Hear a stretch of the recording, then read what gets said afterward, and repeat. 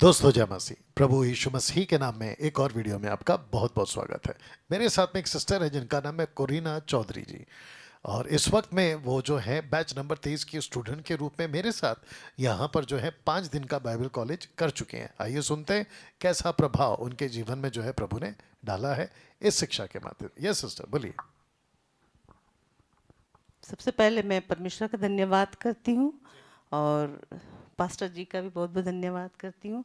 आप सभी का भी बहुत बहुत धन्यवाद करती हूँ। एक्चुअली मैं यहाँ आना नहीं चाह रही थी।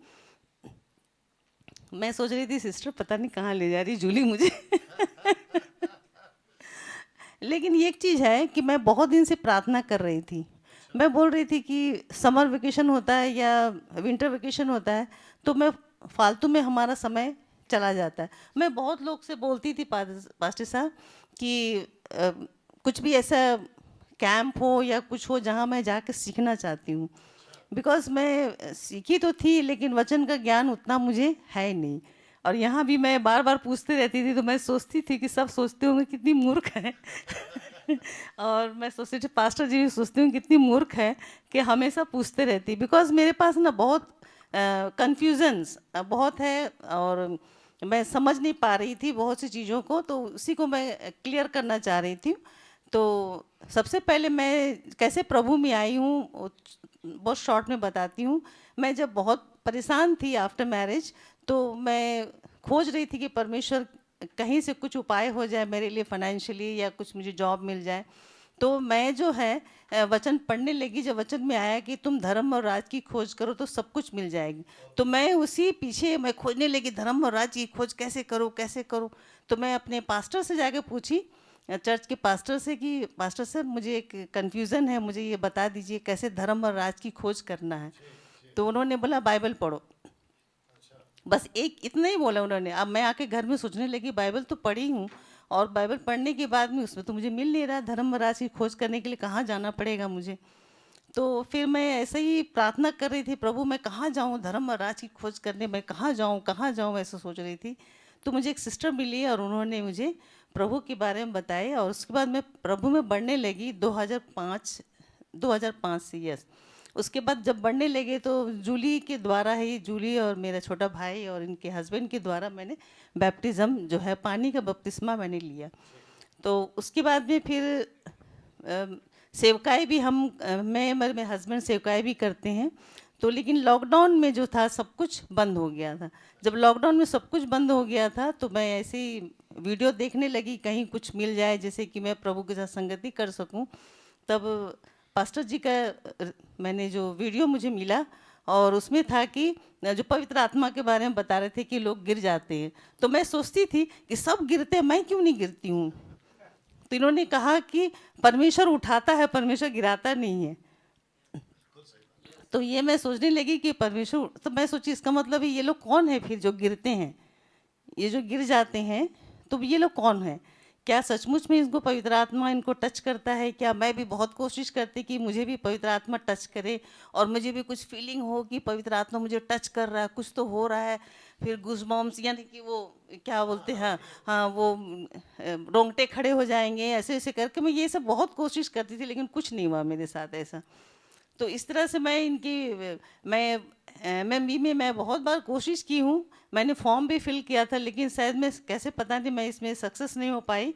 और मैं लेकिन इनकी वीडियोस को मैं सुनती थी लेकिन ऑब्जेक्शन भी हुआ कि इनका वीडियो को मत सुना करो क्योंकि ये जो है कल्ट ग्रुप से है, ये अच्छे बातें नहीं बताते हैं, ये हमें हमारे विश्वास से हमें भटका देंगे ऐसा करके मैंने सुना। तो फिर मैं बीच में अपने बाइबल इनके जो वीडियोस था उन्हें सुनना मैंने बंद कर दिया। और जब उसके बाद जूली बताई कि हमें जाना है तो मुझे याद आया, अब याद आ रहा मुझे कि मैं प्रार्थना करती थी कि मुझे कहीं जाना है, मैं बाइबल स्टडी लेना चाहती हूँ और सीखना चाहती हूँ, मैं प्रभु में और बढ़ना चाहती हूँ। तो इसीलिए अभी मुझे यहाँ पे परमेश्वर ने याद दिलाया मुझे कि तुम सीखना चाहती थी इसीलिए तुम यहाँ आई है। तो परमेश्वर का धन्यवाद हो। और यहाँ आके मैंने बहुत सी चीज़ों को सीखा। पहले पुराने नियम जब पढ़ती थी तो मुझे कुछ समझ में नहीं आता था, बस ऊपर ऊपर के अब नहीं पढ़ना है। और कहा भी गया था कि पुराना नियम हमें पढ़ना नहीं है ऐसे करके हमें जो है नया नियम ही पढ़ना है, पुराना नियम हमें हमारे लिए नहीं है, उसको हमें नहीं पढ़ना है। तो मैं भी सोचती छोड़ो नहीं पढ़ना, लेकिन उसमें सिर्फ भजन संहिता पढ़ लेती थी कि भजन संहिता में बहुत से प्रेयर्स है तो उसको मैं पढ़ती थी। तो लेकिन फिर भी मैंने जो है इनके वीडियोस को मैं देखती थी और उससे बहुत सी बातों को मैंने सीखा है। लेकिन यहाँ आकर के जब मैंने सीखा कि बहुत सी ऐसी बातें हैं जिनको मैं जानती ही नहीं थी, उन सब बातों के एडीज के बारे में हमें पता ही नहीं था। और तीन जो पृथ्वी उन्होंने बताए थे, तीन मैं सोचती थी कि पहले दो ही, दो पृथ्वी सोचती थी कि दो है, लेकिन उन्होंने यहाँ आकर सीखा कि मैं तीन है करके। तो ये चीज़ भी मैंने सीखा, बहुत सी रैप्चर के बारे में सीखा। मैं सोचती थी कि रैप्चर जो है वो हम लोग जो है एक साथ हम लोग सब जाएंगे, हम लोग सभी जाएंगे प्रभु यीशु मसीह के साथ में, और जो प्रभु को जो ग्रहण नहीं किया वो लोग यहाँ रह जाएंगे। मुझे ये नहीं पता था कि चर्च, आपने बताया कलीसिया चर्च जाएगी करके रैप्चर में, और फिर हम आएंगे। ये भी मैंने सोची थी कि हम लोग प्रभु यीशु मसीह के साथ फिर दुल्हन बन करके उनकी पत्नी बन के हम आएंगे। ये भी मुझे नहीं पता था, लेकिन यहाँ आके मुझे ये चीज़ पता चला, टैबरनेकल के बारे में पता चला, कैसे कनेक्शन प्रभु यीशु मसीह के साथ हम लोग देख रहे थे। सचमुच में बहुत ही अद्भुत था, बहुत ही अद्भुत शिक्षा थी जिसको मैंने सीखा है। और मीन्स सचमुच में मैं जब आई थी तो समझो मुझे लगता है कि मैं एक छोटे बच्चे की समान थी जब मैं आई थी, तो आज मैं शायद कुछ मैच्योर कुछ बड़ी होके जा रही हूँ, है ना। अब मैं लोगों से मैं बात कर सकती हूँ, लोगों को मैं बता सकती हूँ कि सचमुच में कि बाइबल में क्या क्या लिखा, और जो पास्टर जी बताते हैं वो सारे सब कुछ बाइबल से ही बताते, बाहर से कुछ नहीं बताते।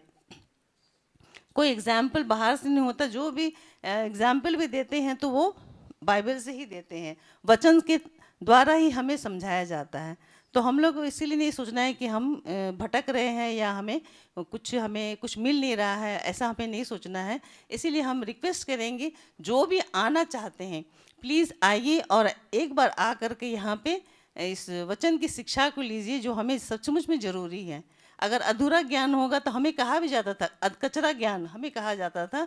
लोग हमें बोलते थे तुम्हें तो अधकचरा ज्ञान है, ऐसे भी बोलते। तो मुझे बहुत शर्म आती थी कि मुझे आते ही नहीं है, क्योंकि मुझे लगभग 20 साल हो गया मुझे प्रभु में आकर के। तो वही मैं सोचती हूँ कि सचमुच में कि इतना दिन होने के बाद भी मैं जब कुछ नहीं सीख रही हूँ तो क्या फ़ायदा है, तो फिर ऐसे ही चले जाओगे। मिस कोई मेरा जीवन का कोई मकसद ही नहीं है, इसका मतलब मैं सोचती थी। तो परमेश्वर को बहुत बहुत धन्यवाद हो, और फिर से मैं आपको भी धन्यवाद करती हूँ कि आपने बहुत अच्छी तरह से हमें सिखाए।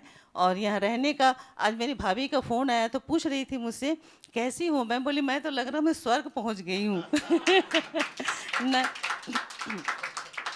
थैंक यू ना, मुझे खाने की चिंता नहीं। मॉर्निंग में उठती सबसे पहले चाय बनाती थी, उसको बॉयल हो रहा तब तक ब्रश जो भी करना होता था करती थी, फटाफट स्कूल जाना जल्दी करती थी। यहाँ आने के बाद कुछ नहीं करना, जाना बटन प्रेस करना चाय मिल गया, बटन प्रेस करना कॉफ़ी मिल गया और फिर खाने में भी कोई चिंता नहीं है कि अब शाम को क्या बनाना, सुबह में क्या बनाना, कोई चिंता नहीं है। बस हमें सब कुछ रेडी मिलता है हमें।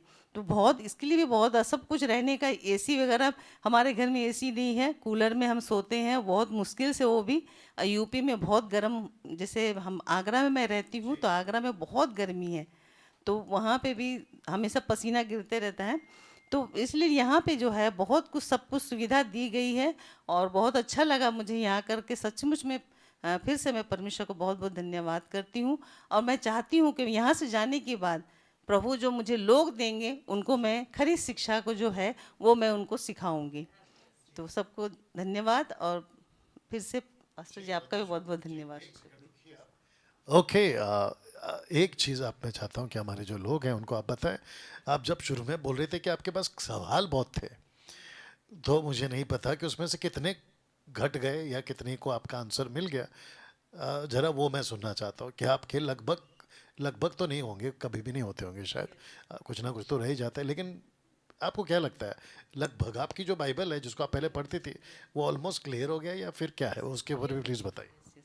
जी हाँ, जब मैं जो भी सवाल मेरा था तो जब मैं पूछती थी तो वो क्लियर हो जाता था कि इसके बाद क्या। मुझे शर्म तो आती थी, लेकिन बाद में जब क्लियर होता तो मुझे खुशी होती थी कि वो जो है क्लियर हो गया जो कुछ मैं जानना चाहती थी। क्योंकि यहाँ मैं एक बच्चे के समान ही मैं सीख रही थी। जब हमारे जैसे मैं पढ़ाती हूँ तो मेरे बच्चे हैं तो उनसे पूछती हूँ क्वेश्चन पूछो पूछो क्या सीखा है। तो जब मैं यहाँ आई तो मैं भी एक बच्चे के समान हूँ, और हमारे टीचर हैं हमारे गुरु हैं, तो उनसे जब पूछने में हमें कोई शर्म नहीं होना चाहिए, लेकिन फिर भी तो इसीलिए जितने भी सवाल मैंने पूछे वो मैं सेटिस्फाइड हूँ कि इन्होंने जवाब मुझे एकदम अच्छी तरह से जवाब दे दिए। तो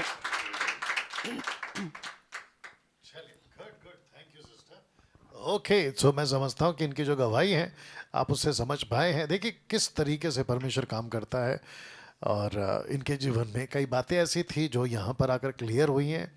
और पहले एक बार में मुझे सुनती थी, फिर बाद में इनको ऐसा लगा, आती है बातें। बट आप जो है ये बात को समझ पाई हैं कि ये इस बाइबल कॉलेज में इस बाइबल के अलावा दूसरा कोई बात नहीं होता है, सिर्फ बाइबल की बात होती है। Thank you, God bless. Okay, मिलते हैं अगले वीडियो में। Thank you, God bless.